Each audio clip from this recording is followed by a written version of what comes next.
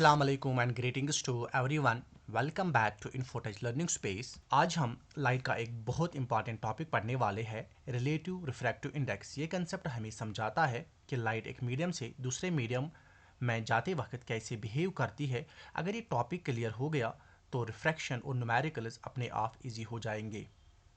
Relative refractive index समझने से पहले हमें रिफ्रैक्टिव इंडेक्स रिवाइज करना ज़रूरी है। चलिए पहले रिवाइज कर लेते हैं रिफ्रैक्टिव इंडेक्स।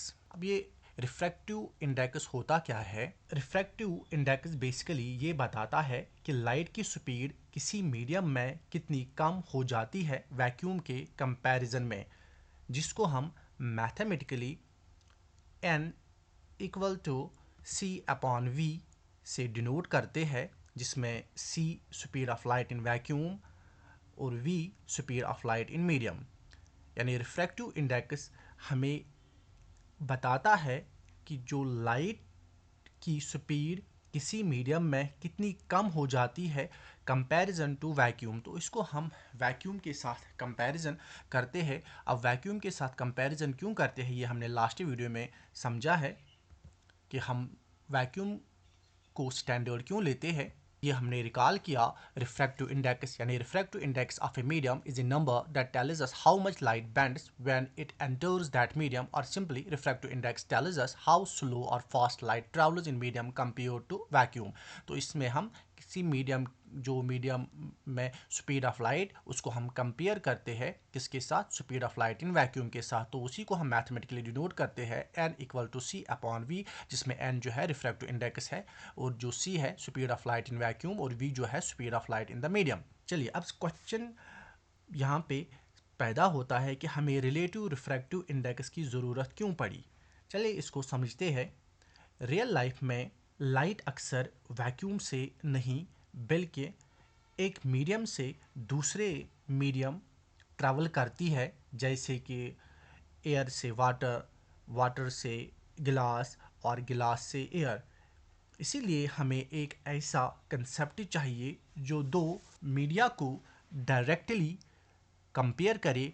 वही कंसेप्ट है रिलेटिव रिफ्रैक्टिव इंडेक्स। यानी रिलेटिव रिफ्रैक्टिव इंडेक्स में हम दो मीडिया की स्पीड ऑफ लाइट को कंपेयर करते हैं। चलिए डेफिनेशन समझ लेते हैं रिलेटिव रिफ्रैक्टिव इंडेक्स की। Relative refractive index of medium 2 with respect to medium 1 का मतलब होता है लाइट मीडियम 2 में मीडियम 1 के कंपैरिजन में कितनी स्लो या फास्ट चल रही है, यानी ये कंपैरिजन बेस्ड क्वांटिटी है। तो रिलेटिव रिफ्रैक्टिव इंडेक्स जो है इसमें हम medium 2 with respect to medium 1, जिसको हम डिफाइन करते हैं ratio of the speed of light in medium 1 to the speed of light in medium 2, या सिंपली हम ये कह सकते हैं relative refractive index of medium 2 with respect to medium 1 is defined as the ratio of the refractive index of medium 2 to the refractive index of medium 1। Mathematically हम इसको इस तरीके से डिनोट करते हैं n21 equal to n2 upon n1, जिसमें n21 जो है वो है relative refractive index of medium 2। ये बराबर होता है refractive index of medium 2 upon refractive index of medium 1। चलिए अब स्पीड ऑफ लाइट के टर्म्स में समझते हैं रिलेटिव रिफ्रैक्टिव इंडेक्स को। अगर लाइट मीडियम 1 से मीडियम 2 में जा रही है तो रिलेटिव रिफ्रैक्टिव इंडेक्स होता है v1 अपॉन v2। अगर यानी लाइट मीडियम 1 से मीडियम 2 में जा रही है, जैसा कि यहाँ पे हम देख रहे हैं मीडियम 1 जो है एयर है और मीडियम 2 जो है वो है वाटर। वो मीडियम 1 से एयर से लाइट जा रही है वाटर तक, मीडियम 2 जो है वाटर में जा रही है, तो रिलेटिव रिफ्रैक्टिव इंडेक्स है यहाँ पे v1 अपॉन v2। जो यहाँ पे रिलेटिव रिफ्रैक्टिव इंडेक्स जो हमारा बनेगा वो बनेगा v1 अपॉन v2। यानी v1 अपॉन v2 का मतलब हो गया जो स्पीड ऑफ लाइट है एयर में वो है v1 और स्पीड ऑफ जो लाइट है वाटर में वो है v2। वो हमने लिखा जो है relative refractive index n21 equal to v1 upon v2।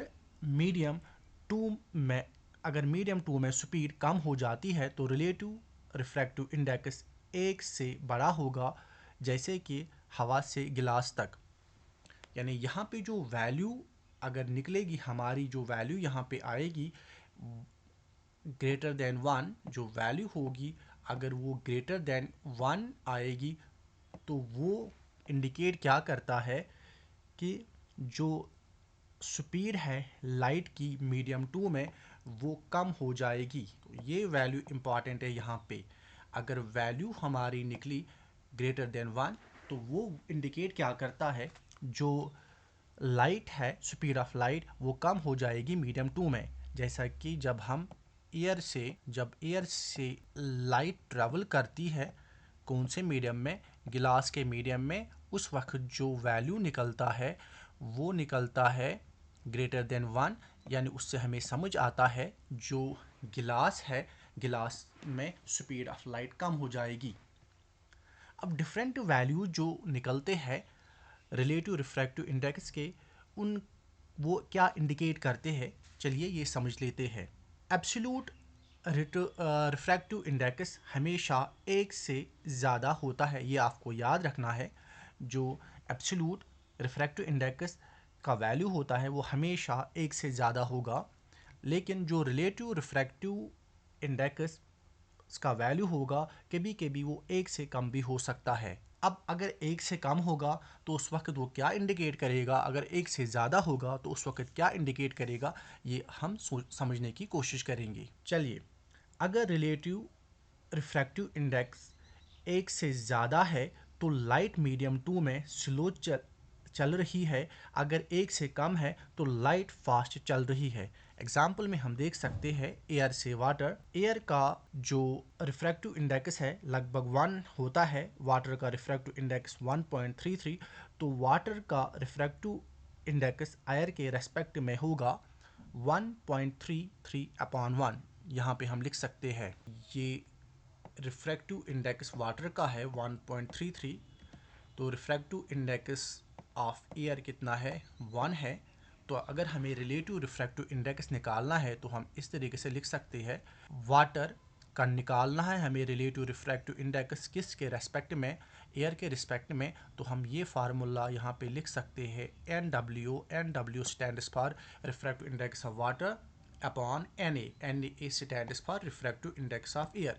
हमें निकालना किसका है, हमें वाटर का निकालना है, तो इसीलिए हमने न्यूमरेटर साइड में वाटर लिखा, रिफ्रैक्टिव इंडेक्स ऑफ वाटर। तो वाटर का रिफ्रैक्टिव इंडेक्स कितना है 1.33 और एयर का कितना है रिफ्रैक्टिव इंडेक्स 1 है। जब हम इसको डिवाइड करते हैं तो वैल्यू क्या आता है हमारा 1.33।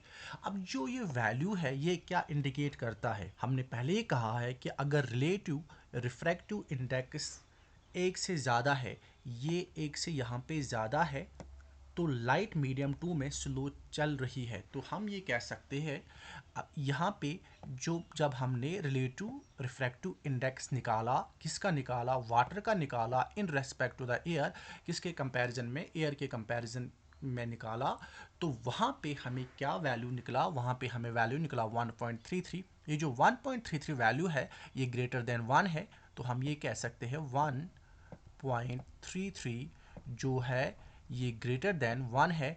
जब भी वैल्यू ग्रेटर देन 1 होगा तो वो क्या इंडिकेट करेगा, वो इंडिकेट करेगा कि जो मीडियम 2 में लाइट चल रही है वो स्लो चलेगी in respect to the medium 1। तो ये हमने इस एग्जांपल में सीखा कि जब भी वैल्यू रिलेटिव रिफ्रैक्टिव इंडेक्स का 1 से ज़्यादा आएगा वो क्या इंडिकेट करेगा, वो इंडिकेट करेगा जो कि मीडियम 2 में जो लाइट है लाइट स्लो चल रही है in comparison to the medium first. चलिए अब इसके रिवर्स में जाते हैं, रिवर्स केस।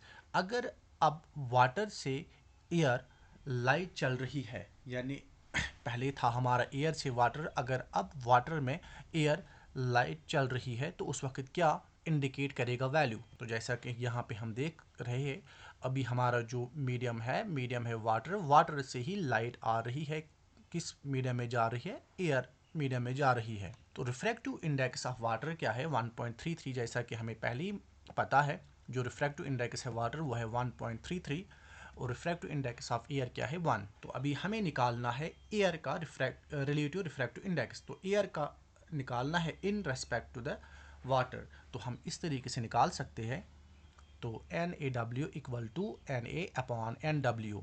तो 0.75 हमारा वैल्यू निकला।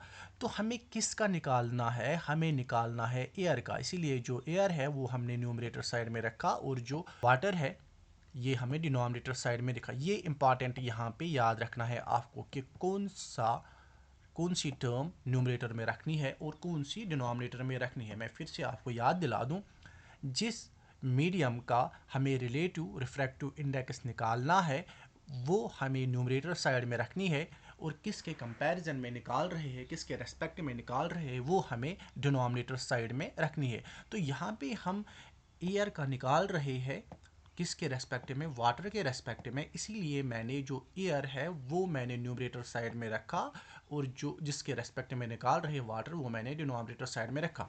तो हमें पता है रिफ्रैक्टिव इंडेक्स क्या है, एयर का 1 और वाटर का क्या है 1.33। जब हम वाटर को डिवाइड करते हैं 1.33 तो हमारा वैल्यू क्या निकलता है 0.75। अब ये जो 0.75 है ये क्या है? ये है relative refractive index of air with respect to the water. ये हम निकाल रहे हैं relative refractive index. Relative refractive index निकाला हमने किसका? एयर का। किसके रेस्पेक्ट में? वाटर के रेस्पेक्ट में। तो वो निकला हमारा 0.75। अब ये 0.75 क्या है? 0.75 है लेस देन 1। तो वैल्यू हमारी जो निकली रिलेटिव रिफ्रैक्टिव इंडेक्स की वो निकली लेस देन 1। अब लेस देन 1 जब होगा वैल्यू रिलेटिव रिफ्रैक्टिव इंडेक्स का, वो क्या इंडिकेट करेगा? जब भी वैल्यू जो रिलेटिव रिफ्रैक्टिव इंडेक्स का 1 से लेस आएगा तो उस वक्त ये इंडिकेट करेगा ये वैल्यू कि जो लाइट है वो मीडियम 2 में जाके फास्ट चलेगी। यानी मीडियम 1 से जब लाइट ट्रैवल करेगी मीडियम 2 में जो लाइट है लाइट ट्रैवल करेगी फास्ट में।